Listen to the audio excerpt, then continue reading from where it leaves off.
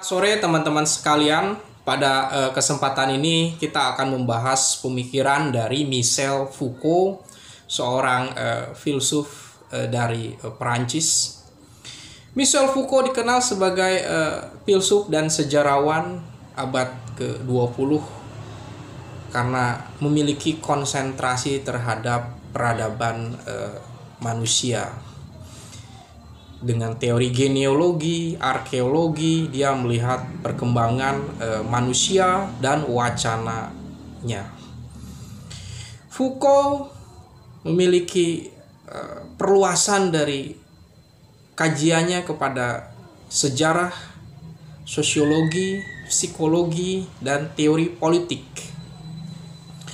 Filosof di zaman sekarang membahas tentang penjara, membahas tentang rumah sakit atau klinik, juga sekolah, itu adalah Michel Foucault, dan membahas tentang klaim kebenaran yang melekat kepada orang gila.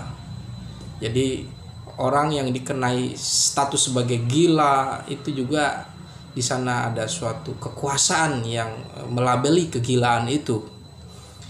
Dan pemikiran Michel Foucault yang terkenal adalah mengenai power and knowledge. Siapapun individu sangat menginginkan kekuasaan, gitu kan.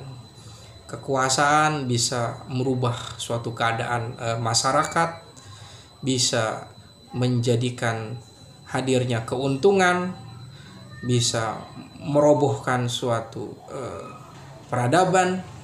Jadi kekuasaan itu memang memiliki suatu yang sangat fanatis, gitu kan, sesuatu yang diinginkan. Dalam Power and Knowledge, Michel Foucault menjelaskan bahwa kekuasaan itu selalu bersama dengan hadirnya pengetahuan, karena kekuasaan ditopang oleh suatu legitimasi, kemudian dukungan, dan di sana harus memproduksi pengetahuan untuk memapankan atau mempertahankan kekuasaannya, baik lewat undang-undang, lewat kebijakan, lewat perjanjian. Nah, di sanalah kekuasaan akan menjelma, gitu kan. Dalam hubungan ekonomi, misalnya Indonesia terikat kontrak selama puluhan tahun dengan Amerika atau Freeport di Papua, ini kan menandai adanya kekuasaan, gitu kan, power di sana, gitu kan. Dan pengetahuan misalnya mengenai cara menambang emas, menambang batu bara, itu menjadi suatu kekuasaan, gitu kan. Selama kita tidak bisa memiliki kemampuan untuk menambang sendiri, knowledge menjadi suatu power. Dan bahkan negara dengan memiliki kemampuan teknologi dan persenjataan yang kuat itu bisa menjadi pemimpin atau negara dikuasa, gitu kan. Itu pada skala global atau skala makro. Nah, di seharian kita banyak orang yang memiliki pengetahuan misalnya di dalam agama, itu bisa dikonversi menjadi suatu kekuasaan, gitu kan, walaupun terbatas. Kemudian menurut Michel Foucault, kekuasaan yang melahirkan pengetahuan itu tidak pernah bebas nilai. Ya, karena ada kekuasaan itu, ada tujuan, ada suatu memproduksi kekuasaan yang lain, gitu kan. Sehingga ada suatu sistem pengawasan. Pengetahuan itu mengawasi, gitu. Mengawasi pikiran, kemudian mengawasi tubuh juga. Disebut dengan panoptikon, gitu kan. Dan mengendalikan tubuh, mengontrol tubuh itu disebut dengan biopolitik. Nah, Michel Foucault berbicara tentang penjara, klinik, itu adalah suatu cara penguasaan tubuh lewat kekuasaan. Kemudian kita berbicara tentang sejarah. Michel Foucault menjelaskan, Michel Foucault menulis tentang sejarah yang biasa kita baca, gitu kan, tentang peristiwa, tentang tanggal, tahun, dan kejadian seperti itu. Tapi Michel Foucault memiliki analisis atau alat metode yaitu tentang arkeologi pengetahuan.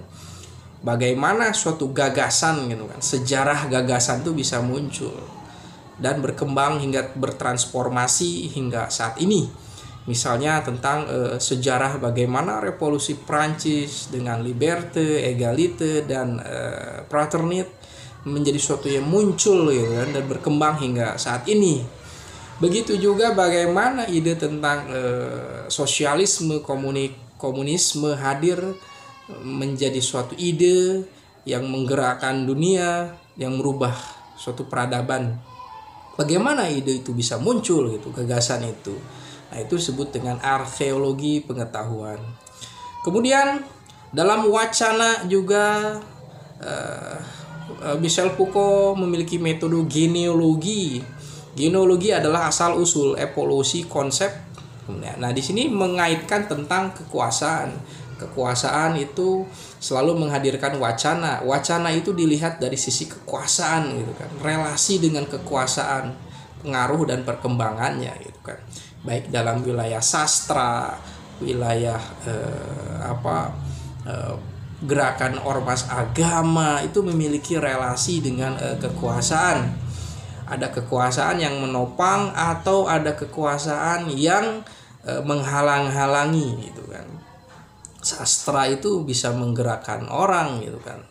Meskipun sastra ya bergerak di wilayah kebudayaan, maka ada sentuhan politik di dalam budaya. Kemudian sudah saya jelaskan tadi mengenai panoptikon, yaitu pengawasan dan disiplin. Pengawasan yang dilakukan oleh mereka yang berkuasa atau yang